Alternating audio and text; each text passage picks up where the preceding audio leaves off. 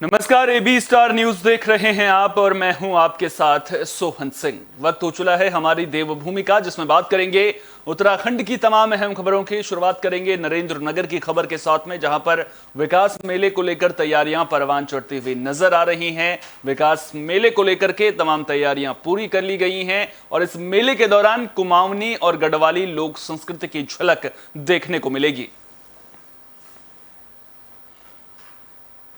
तो क्षेत्रीय विधायक और प्रदेश के वन एवं तकनीकी शिक्षा मंत्री सुबोध उनियाल की अध्यक्षता और जिलाधिकारी सौरभ गहरवार की मौजूदगी में 46वें सुप्रसिद्ध सिद्धपीठ श्री कुंजापुरी पर्यटन एवं विकास मेले की पालिका सभागार में बैठक संपन्न हो गई है।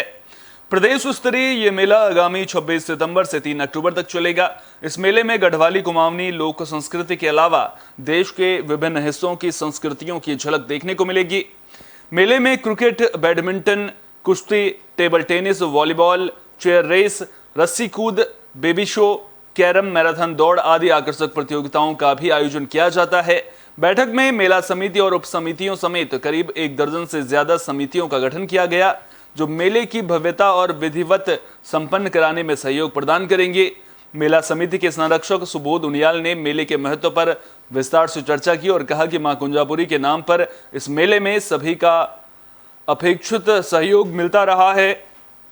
मेले को भव्य बनाया जाएगा। जिलाधिकारी सौरभ गहरवार ने विभागीय अधिकारियों को निर्देश दिए कि मेला समितियों में जो काम जिसको भी सौंपा गया है, वे समर्पित भाव से मां कुंजापुरी पर आस्था रखते हुए अपने काम का निर्वहन करें। इस मौके पर पालिका अध्यक्ष राजेंद्र विक्रम सिंह परमार, मेला समिति के सचिव और उप जिला अधिकारी देवेंद्र सिंह नेगी, डालवाला मुनिकीरेती, नगर पालिका अध्यक्ष रोशन रतूड़ी, ब्लॉक प्रमुख राजेंद्र भंडारी, मंडी समिति के अध्यक्ष वीर सिंह रावत, सीएमओ डॉक्टर संजय जैन समेत बड़ी संख्या में विभागीय अधिकारी और जनप्रतिनिधि बैठक में मौजूद रहे।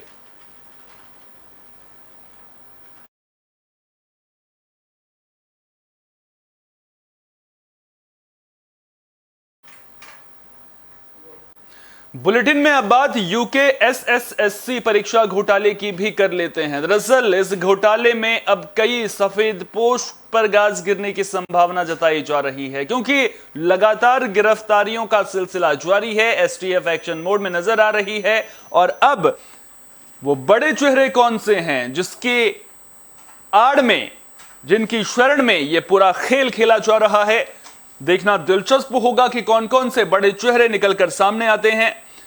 तो उत्तराखंड में हुए यूके एसएसएससी परीक्षा घोटाले में कई नेता अधिकारी भी लपेटे में आ सकते हैं। हाईकोर्ट ने याचिकाकर्ता से पूछा है कि एसटीएफ किन लोगों को बचा रही है, कोई ऐसे नाम है तो बताएं। वहीं याचिकाकर्ता ने याचिका में संशोधन के लिए कोर्ट से समय मांगा है, जिस पर कोर्ट ने 12 सितंबर तक का वक्त दिया है। हालांकि सरकार ने सुनवाई के दौरान कोर्ट में कहा कि याचिका मेंटेनेबल नहीं है, सिर्फ राजनीतिक कारणों से दाखिल की गई है। आपको बता दें कि नेता उपसदन भुवन कापड़ी ने हाईकोर्ट में याचिका दाखिल कर कहा है कि इस परीक्षा घोटाले में कई बड़े लोग शामिल हैं, लेकिन एसटीएफ टीचर बाबू और छोटे लोगों को पकड़ रही है। याचिका में सीबीआई जांच की मांग करते हुए कहा गया है कि यह घोटाला 2 राज्यों में फैला है, इसकी जांच एसटीएफ से कराई जा सकती है। भुवन कापड़ी, माफ कीजिएगा, इसकी जांच एसटीएफ कर रही है और सीबीआई से भी जांच कराई जा सकती है, ऐसी मांग की गई है। भुवन कापड़ी ने कहा कि जो लोग जांच के दायरे में हैं, उनकी जांच एसटीएफ नहीं कर सकती है, जबकि उस दौरान विभाग के मंत्री, अधिकारी और बड़े नेताओं को एसटीएफ बचा रही है।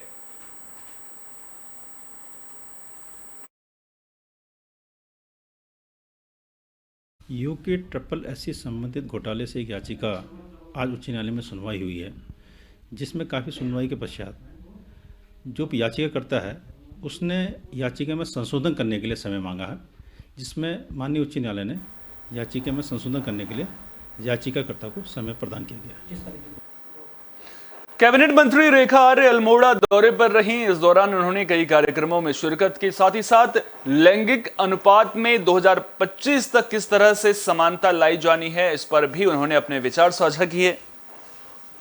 तो अल्मोड़ा प्रवास के दौरान कैबिनेट मंत्री रेखा आर्य ने कई कार्यक्रमों में शिरकत की। इस दौरान उन्होंने कहा कि उत्तराखंड को 2025 तक प्रदेश में लैंगिक अनुपात में समानता लाने का प्रयास किया जा रहा है। इसके लिए जन जागरूकता अभियान चलाया जा रहा है, जिसमें सरकार की ओर से बालिकाओं के जन्म से लेकर वयस्क होने तक विभिन्न योजनाएं संचालित की जा रही हैं, ताकि इस देवभूमि को देवियों की भूमि के रूप में भी जाना जा सके।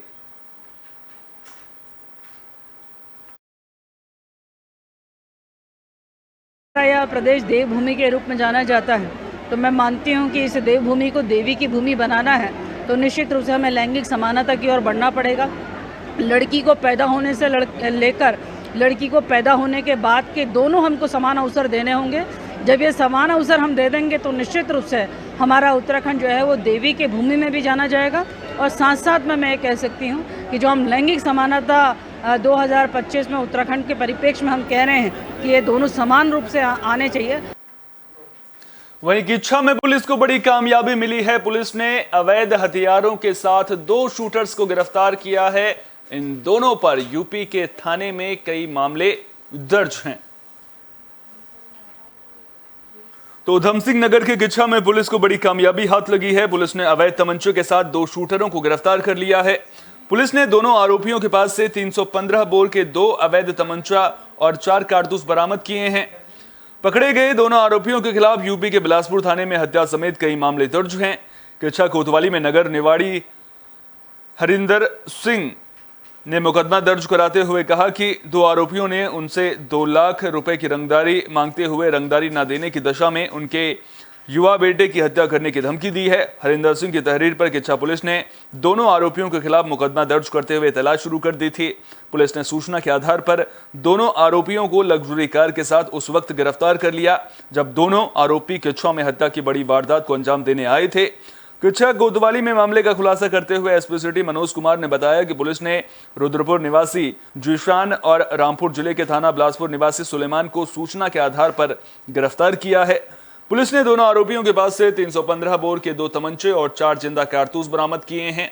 पुलिस के मुताबिक पकड़े गए जीशान के ऊपर 12 लाख रुपए का कर्जा हो गया था, जिसके बाद उसे अपने साथी सुलेमान को साथ लेकर हरेंद्र सिंह को डरा धमकाकर 10 लाख रुपए की फिरौती वसूलने की योजना बनाई थी। फिलहाल किच्छा पुलिस की मुस्तैदी के चलते क्षेत्र में बड़ी वारदात होने से टल गई। किच्छा पुलिस ने दोनों आरोपियों के खिलाफ मुकदमा दर्ज कर कार्रवाई शुरू कर दी है। एसपी सिटी मनोज कुमार ने बताया कि यूपी के बिलासपुर थाना क्षेत्र में दोनों आरोपियों पर गैंगस्टर्स एक्ट के तहत कार्रवाई भी हो चुकी है और आरोपियों पर कई आपराधिक मुकदमे भी दर्ज हैं।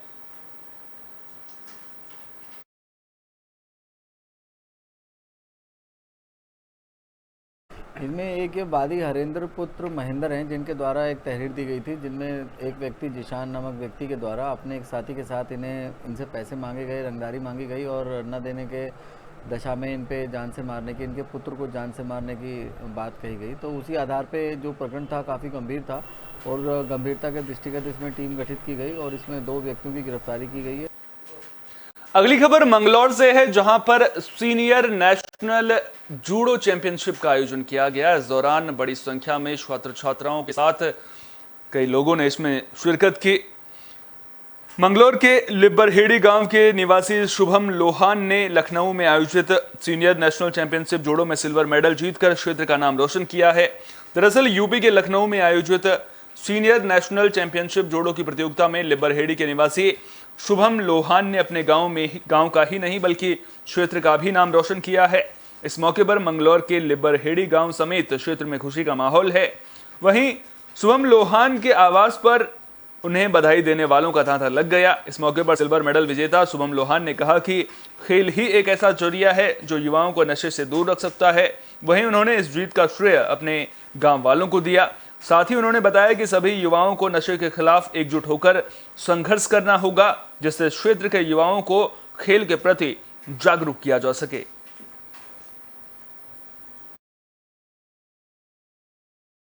कि ये जो खेल है ऐसा माध्यम है जिससे हम युवाओं को नशे से दूर रख सकते हैं, क्योंकि मेरा मानना यह है जो सुबह शाम दोनों टाइम में अच्छी मेहनत करेगा वो नशे के बारे में सोचेगा भी नहीं। और ये जो सिल्वर मेडल है ये मैंने सीनियर नेशनल चैंपियनशिप जो लखनऊ में आयोजित हुई थी और 19 तारीख को मैंने उसमें ये प्राप्त। वहीं अल्मोड़ा में एक दलित युवक की हत्या का मामला सामने आया है। मामले को लेकर अब सियासत भी परवान चढ़ने लगी है। दरअसल इस मुद्दे को लेकर अब कई संगठन भी आवाज उठाने लगे हैं। अल्मोड़ा जिले के भिकियासैण में बीते दिनों सवर्ण लड़की से विवाह करने पर ससुरालियों की ओर से की गई दलित युवक की हत्या का मामला अब तूल पकड़ने लगा है। इस घटना को लेकर रिपब्लिकन पार्टी ऑफ इंडिया के प्रदेश अध्यक्ष यशपाल आर्य ने कहा कि एक दलित युवक की हत्या कर दी गई। घटना प्रदेश और देश को शर्मसार करने वाली है। उन्होंने प्रदेश सरकार से दलित उत्पीड़न पर सख्त से सख्त कानून बनाने की मांग की। यहां गोलापार स्थित अपने आवास पर आयोजित प्रेस वार्ता में रिपब्लिकन पार्टी ऑफ इंडिया के प्रदेश अध्यक्ष यशपाल आर्य ने कहा कि अल्मोड़ा जिले के भिकियासैंण में 38 साल के दलित युवक जगदीश चंद्र को सवर्ण जाति में विवाह करने पर ससुरालियों ने बेरहमी से पीट कर मार डाला, जो बहुत निंदनीय है। उन्होंने कहा कि प्रदेश में आए दिन दलितों को इसी प्रकार मारा जा रहा है। उन्होंने कहा कि कुछ दिन पहले लालकुआं के खड़गपुर निवासी छात्रा को प्रेमजाल में फंसाकर किच्छा में बेरहमी से मार दिया गया। उन्होंने कहा कि इस मामले में पीड़ित परिवार ने घटना से पूर्व पुलिस को शिकायत भी की, लेकिन प्रशासन ने इसमें लापरवाही बरती। उन्होंने कहा कि यहां मामला शांत नहीं हुआ। अल्मोड़ा में दलित युवक जगदीश चंद्र को सरेआम बेरहमी से मार डाला। साथ ही जिस तरह से मृतक युवक जगदीश चंद्र ने अपनी जानमाल का खतरा बताते हुए पुलिस अधिकारियों को बाकायदा लिखित शिकायत की, लेकिन पुलिस प्रशासन ने इस मामले में लापरवाही बरती, जिसकी वजह से युवक को किसी तरह की मदद नहीं मिल सकी और युवक की बेरहमी से हत्या कर दी गई। उन्होंने कहा कि मामले में दोषी पुलिसकर्मियों पर भी ठोस कार्रवाई होनी चाहिए। साथ ही साथ ये घटनाएं प्रदेश के लिए कलंक हैं। उन्होंने कहा कि मैं अल्मोड़ा जिले के भिकियासैंण में मारे गए दलित युवक जगदीश चंद्र के प्रति शोक व्यक्त करता हूं और ईश्वर से दिवंगत आत्मा की शांति की कामना करता हूं। साथ ही साथ चेतावनी भी दी कि प्रदेश में जल्दी दलित अत्याचारों पर रोक नहीं लगाई गई तो प्रदेश में दलित समाज के लोग उग्र आंदोलन को बाध्य होंगे, जिसकी जिम्मेदारी शासन प्रशासन की होगी।